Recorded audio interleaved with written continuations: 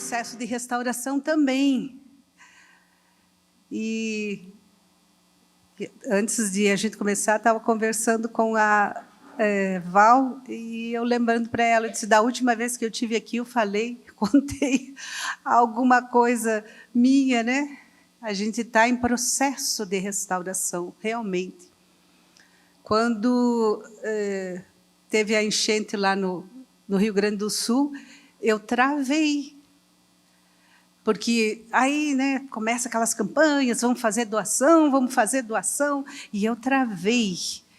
Eu disse, eu não vou doar. Vinha o pensamento na minha cabeça, você vai doar?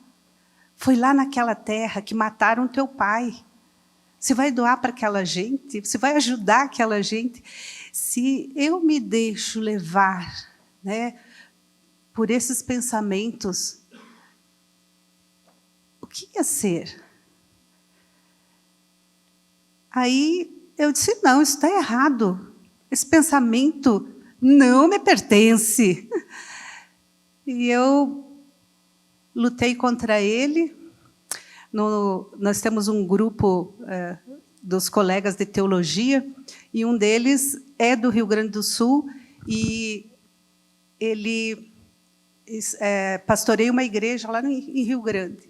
Aí, no grupo, nós começamos a perguntar como é que estava lá a situação, né, no Rio, na cidade dele. Daí ele começa a falar, daí a gente pede Pix, e daí ali eu destravei, eu disse, eu não vou deixar de ajudar, não foi aquele povo que matou meu pai, foram 3 bandidos, que eu nem sei, 3 assaltantes, né? Eu nem sei se aqueles homens eram lá do Rio Grande ou não, sei lá, né? Aí eu disse, onde já se viu? Eu disse, eu tá com esses pensamentos, eu rejeito em nome de Jesus. Então, nosso processo é esse, né? A gente está num processo de restauração e sempre temos que estar atentos. Por isso, nós precisamos encontrar a nossa verdade, né? Nós todos precisamos de restauração, sempre. Ah, eu não preciso. De certo, você já está competindo com Jesus, né? Perfeito. Ah, eu não tenho nada. Está perfeito já? Já está ali, páreo a páreo ali com Jesus? Não dá, né? Nós sabemos o que é a nossa natureza é pecadora. E quando a gente pensa, né, nesse caminho de restauração, vocês estão aí caminhando, né, já deram alguns passos e estão aí se preparando para um retiro. E os primeiros passos que nós vimos foram passos onde a gente enfrentou uma realidade, né, que a gente foi confrontado. Para de negar que você não tem problema. Né? Para de negar. Vamos assumir que nós temos um problema. Ainda que, às vezes, a gente não saiba qual é o problema que a gente tem. Mas é na caminhada de restauração que a gente vai descobrir. Se a gente não começa, a gente não descobre, né? Então, a gente passou a enfrentar a nossa verdade. Depois, no segundo passo, nós encaramos, depois de encarar a nossa verdade, no segundo passo, nós olhamos e assim, nossa, mas parece que né, eu estou cheio de tanto, tenho tanto, não tem conserto para mim. Aí vem o passo que diz assim, há esperança para você. Há esperança, porque há alguém maior do que você que pode te ajudar, que pode te restaurar. E nós confiamos nele e entregamos o controle da nossa vida a Jesus no terceiro passo. Aí, nós vamos para um próximo passo. Esse passo, o passo 4, é um passo onde nós vamos, né, fazer um inventário moral de nós mesmos. E, em seguida, nós precisamos ter coragem para quê? Para confessar e analisar, confessar as nossas faltas, né? A mim mesmo, a Deus e a outra pessoa. Tudo isso nós vamos caminhando e fazendo, né? E esse passo é um passo que necessita que a gente fala que a gente vai... É o passo da limpeza. Antes a gente chamava esse passo de passo da limpeza. Hoje é o passo do inventário. Mas é um passo que a gente precisa de limpeza. E é nessa hora... Hoje foi dia de faxina lá em casa. É o dia que a faxineira vai. E aí a gente põe um avental, né? E pega a vassoura. Não é para voar, viu? Eu não vou voar. Espera aí, que aqui faltou aquele apoio do microfone. Eu coloco aqui, vai fazer um pouco de barulho, mas é para dar um nozinho aqui. Isso, dá um nó aí. Aí a gente vai, né, fazer limpeza. E a gente precisa de ter alguns instrumentos para a gente fazer a limpeza, né? A casa, a gente precisa varrer, né? A gente precisa tirar o pó, precisa fazer a limpeza da casa, para a casa ficar limpa, cheirosa, habitável, aonde as pessoas sintam prazer de estar conosco. Então, nós precisamos disso, fazer essa limpeza. Vamos lá. Produtos de limpeza também, né? Cheirinho bom. Vocês compram um cheiro horroroso, o pior que tem lá no supermercado. Não, vemos um cheirinho bom, um bom perfume, né? Para deixar a nossa casa bonita, cheirosa. E esse passo é um passo onde nós vamos olhar para a nossa casa aqui dentro. Onde nós vamos olhar, né? O que há de errado em nós? O que há de certo também? Já vimos que o CR procura, né, dar esse equilíbrio. Não olhe só o que está errado, olhe o que está certo também. Celebre as coisas boas. Nós não somos só ruins, não somos ruins o tempo todo.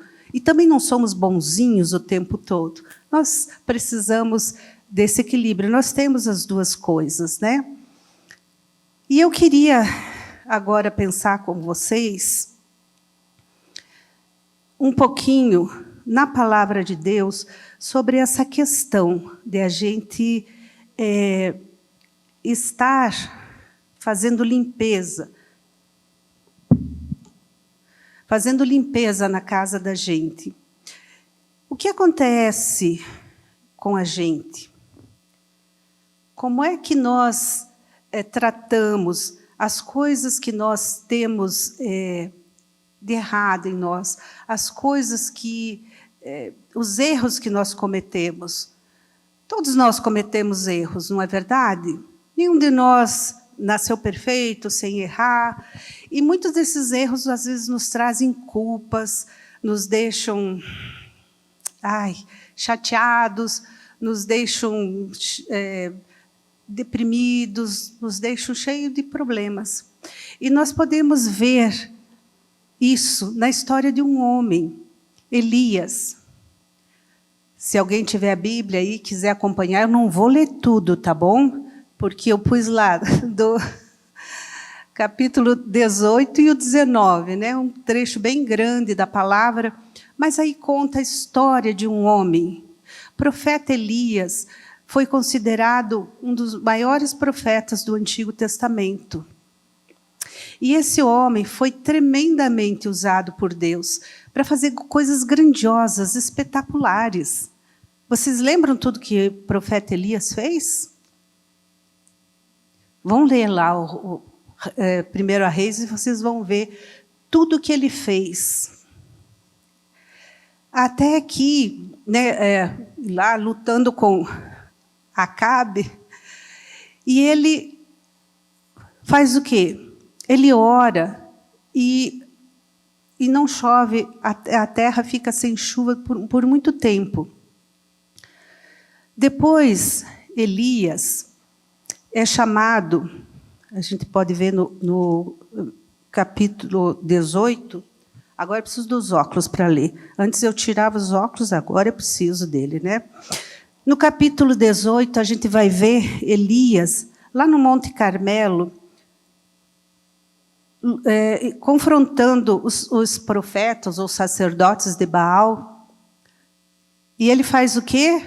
Quem me ajuda? Façam aí e façam o quê? Ore, né? Para cair fogo. Pois puseram a lenha lá, o Deus de vocês, Baal, vai trazer fogo. E ele incita eles, e incita, e eles fazem todos os rituais lá e nada do fogo. Aí ele faz o quê? Chama lá, tragam água, molhem aqui esse meu altar aqui. Molhem tudo com muita água. E aí ele ora, cai fogo do Senhor, fogo do céu, e lambe toda aquela água e derrete toda aquela madeira. Você já orou e pediu para cair fogo do céu? E fogo caiu e queimou tudo? Você já orou para alguém ser curado e essa pessoa foi curada? Um milagre aconteceu? Elias fazia isso. Era essa comunhão que ele tinha com Deus, né? E daí depois ele ainda ora, chove, volta a chover, né? Mas de repente, vocês sabem o que acontece? Nós vamos lá para o capítulo 19. Elias foge com medo. Por quê? Porque ele faz tudo aquilo, daí eles matam os profetas de Baal. E ele está lá. E eu fiquei sozinho agora, porque todos os profetas foram mortos, os de Baal e os profetas do Senhor, só estou eu. E agora a Jezabel está lá mandando alguém me matar. Ela diz, manda matar. E o Acabe, que não mandava em casa, né, era a mulher que mandava, ela diz, vamos matar esse profeta. Elias foge, e ele foge para muito longe. Um profeta usado tremendamente por Deus, sente medo e foge. E ele foge porque ele está se sentindo abandonado, sozinho, decepcionado com ele mesmo. Qualquer pessoa como nós pode passar por uma situação difícil assim e reagir da mesma forma que o profeta. Se esconder, ficar depressivo, se isolar, ficar sozinho. Mas o profeta, nós vamos vendo a história, o que acontece? Deus manda o anjo para chamar ele, olhe, vamos lá, come, vamos aí, sai da sua toca aí, venha, come, levanta. Insistentemente o anjo faz isso, até que Deus fala com ele, né? E ele abre o seu coração. No versículo 4 do capítulo 19, ele diz assim, basta, Senhor, tira a minha vida, porque eu não sou melhor do que os meus pais. Ele pede para morrer, de tão abatido que ele está. Você já teve esse sentimento de um dia pedir para Deus, eu quero morrer porque eu não sei lidar com isso, essa dor é muito grande. Eu quase me matei por um problema que eu não sabia resolver na época. Achei que eu tinha que tirar a minha vida. O Senhor não permitiu. Depois ele me levou para ele, aos pés da cruz. E ele fala, né? O anjo está falando com ele, mas ele começa a falar com Deus, né? Quando ele fala, expressa a sua dor, fala aquilo que ele está sentindo, que ele não está se achando nada nem ninguém, o Senhor vai animando ele, levanta, coma, saia daí, vai adiante. No versículo 15, 16 ali do capítulo 19, vai, eu tenho coisas para você fazer. Vai ungir Hazael como rei da Síria, vai ungir Jeú como rei de Israel. Vai, você ainda tem que... ou tem o teu sucessor para você caminhar com ele, Eliseu. Então, você tem o que fazer ainda. E tem mais, Isaías. Tem mais. Você não está sozinho. Você sabe que eu conservei em Israel 7.000 que não se dobraram a Baal. E você acha que você está sozinho?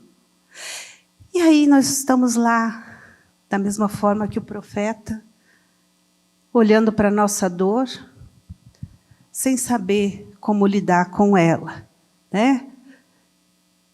E nos sentindo culpados, nos sentindo sozinhos. E como é que nós estamos lidando com essa culpa? Como é que nós estamos lidando? Negando que nós temos aí um problema, ainda lá no primeiro passo? Reprimindo os nossos sentimentos, sem falar para ninguém, guardando só para nós?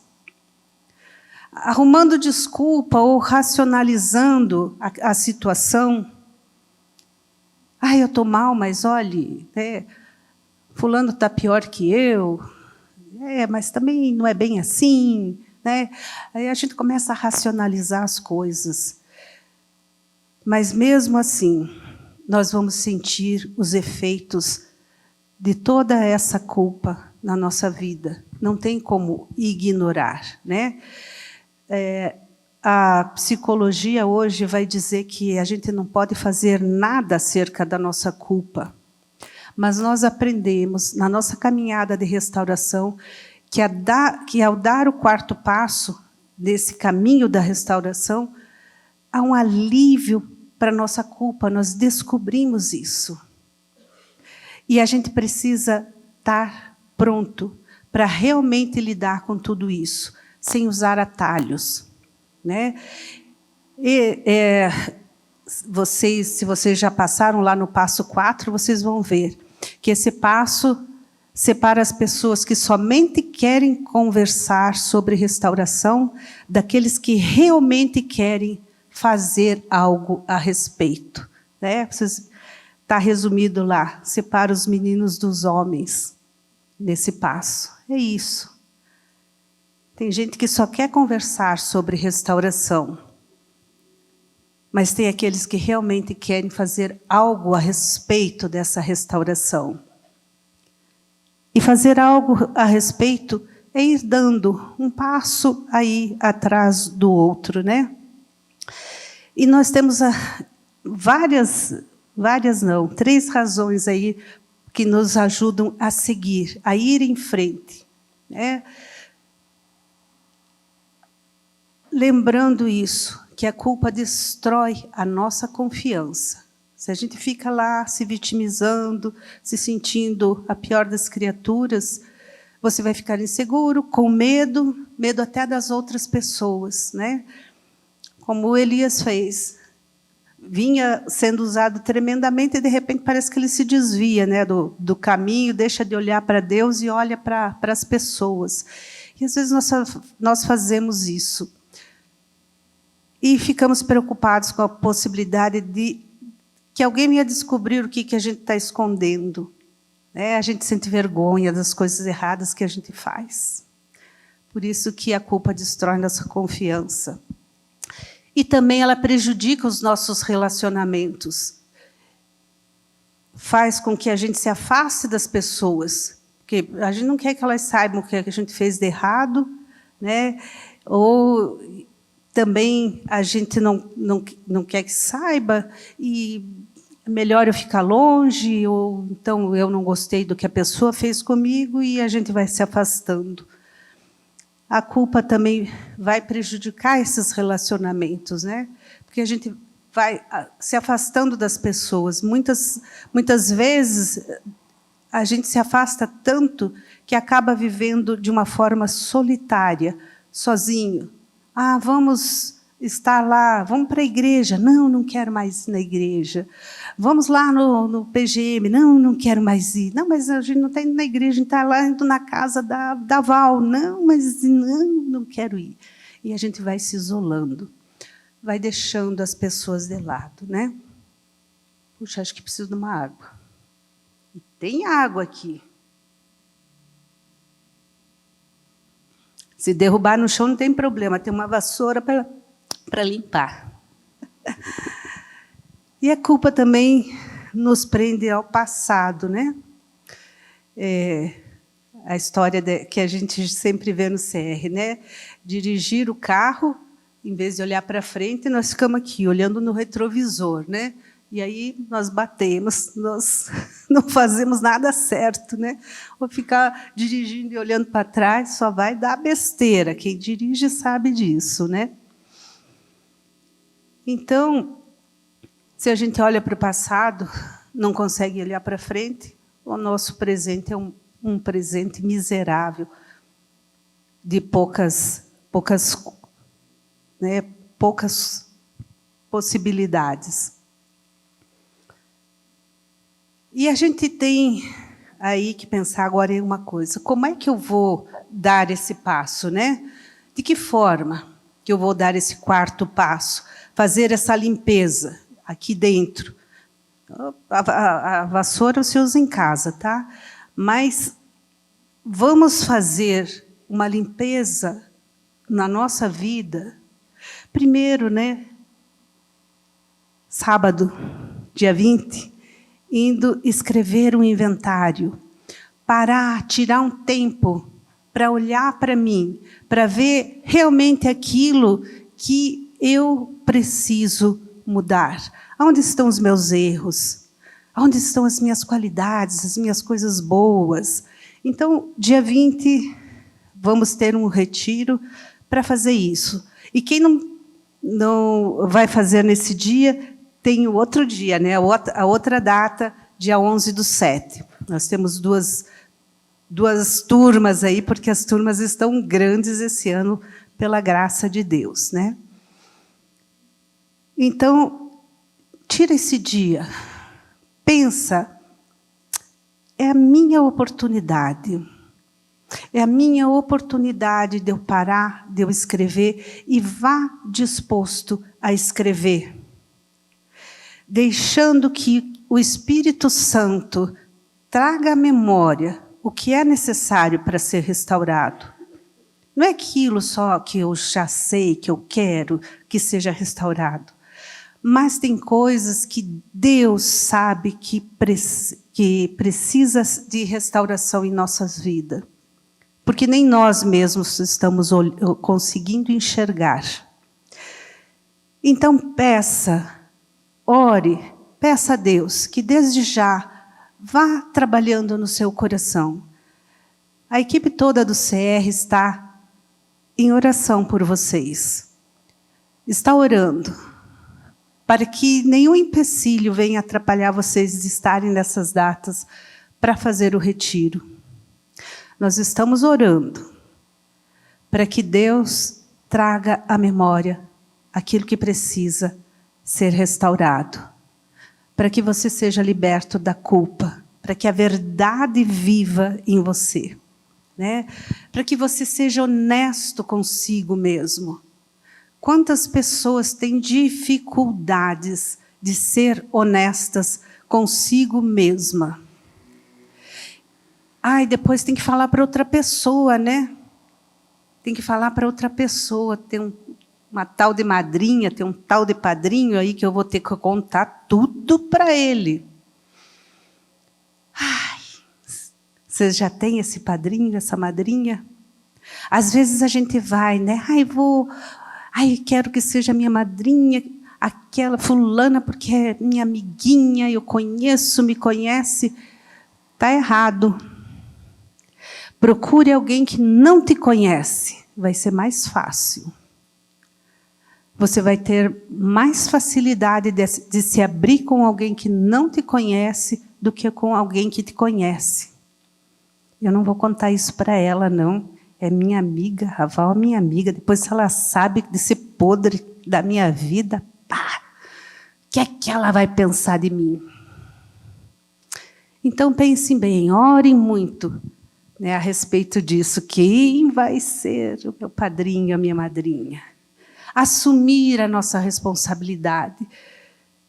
É uma das coisas que nós precisamos fazer ao dar esse passo. Reconhecer a minha responsabilidade nos acontecimentos, nas coisas que foram boas e foram ruins na minha vida.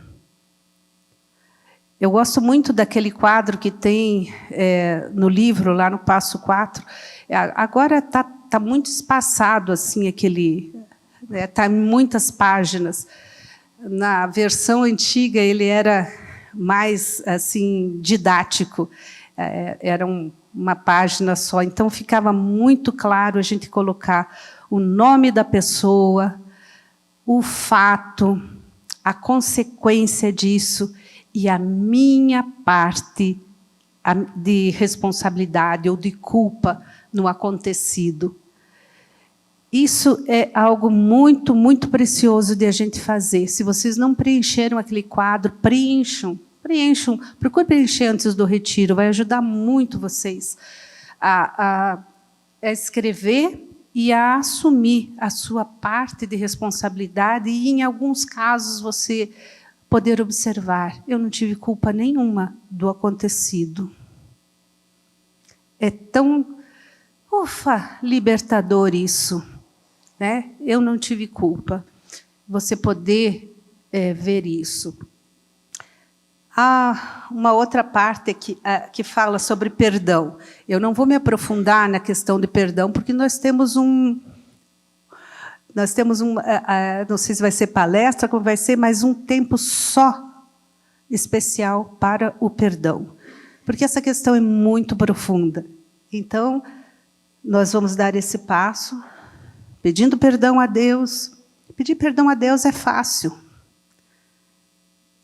Mas pedir perdão para as outras pessoas não é bem assim, né? E a mim, me perdoar, às vezes é mais difícil ainda. Aceitar o perdão de Deus, perdoar a si próprio, né? E admitir, falar para outra pessoa tudo, isso tudo a gente já falou aqui, né? Perdoar a si mesmo, admitir nossos erros. É um passo bem complexo, por isso que é o passo que separa os homens dos meninos. Se a gente passa por esse passo, a gente está aí já no caminho de ser restaurado. Se a gente consegue ir adiante, porque a gente vai poder viver. O Salmo 51:10. Cria em mim, ó Deus, um coração puro e renova em mim um espírito inabalável. Passando pelo processo, a gente vai poder viver a verdade e ter essa liberdade em Cristo Jesus. Lembrando, só Deus pode ajudar você a limpar a sua casa, o seu eu, o seu interior. Ninguém mais. E o nosso Deus tem nome, né? Jesus Cristo. Então, seja honesto com você mesmo. Seja coerente. Fale aquilo que precisa falar. Ou falar, escrever, né? Escrevendo. Coloque tudo lá. Vá colocando. Não faça, ao escrever o inventário, não faça, como diz... agora eu queria me lembrar, telégrafo, né? Ou aquelas coisas assim, códigos, né? Em códigos, código Morse, essas coisas. Não faça códigos. Escreva. Você vai escrever a história da tua vida. Você vai escrever as coisas que você passou. Então, você tem que escrever. Não faça resumo. Escreva. Se não der tempo de escrever tudo no dia do retiro, continue escrevendo. Escreva, né? E se abra para Deus e se abra para outra pessoa. Porque depois do passo 4 vem o passo 5, onde a gente vai ter que ler o inventário, né? Então, procure fazer o inventário de uma forma coerente, de uma forma, numa sequência. Não é, né, parou aqui, estancou, agora segue para o outro, então vai... Assim não dá. A tua vida não foi de... Ela é uma sequência de coisas, de fatos, de acontecimentos. Então, escreva nessa sequência, tá? E a liberdade, que vem com tudo isso, a liberdade da confissão, né? Porque depois que a gente escrever tudo, a gente vai contar para alguém, e aí a gente pode novamente viver mais um pedacinho da palavra de Deus, no Salmo 32, 1 e 2. Vamos ler juntos? Como é feliz o homem que tem suas desobediências perdoadas e seus pecados cobertos.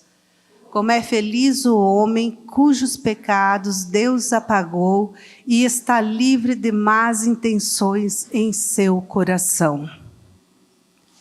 Como é feliz esse homem, porque ele está livre, ele está perdoado, ele pôs tudo para fora, ele se abriu e pôde deixar, como o profeta Elias, ele pôde deixar que Deus trabalhasse em sua vida.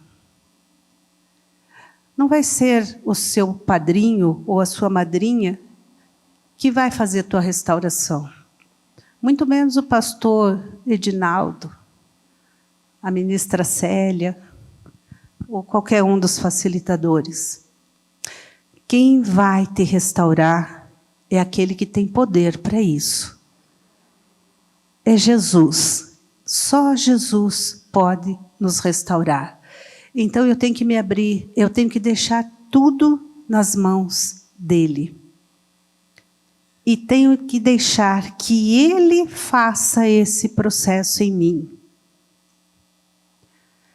Então se abra primeiro para o Senhor e clame que Ele vá trabalhando em você e que Ele termine esse processo na tua vida. Então, deixe o Senhor Jesus te restaurar. Amém? Eu deixei 2 perguntas para vocês poderem compartilhar aí nos grupos de apoio, né? Os grupos que vocês vão compartilhar hoje. Mas antes disso acontecer, nós estamos celebrando restauração, não é verdade? E celebrando restauração é um lugar onde a gente passa por uma restauração e é onde a gente também se celebra. E hoje nós queremos celebrar um pouquinho. Quem que vai vir aqui me ajudar nessa celebração? Ieda. Ieda vai vir me ajudar para a gente poder celebrar algo muito precioso. Aí Gonçalo também. Vocês lembram que dia que foi ontem?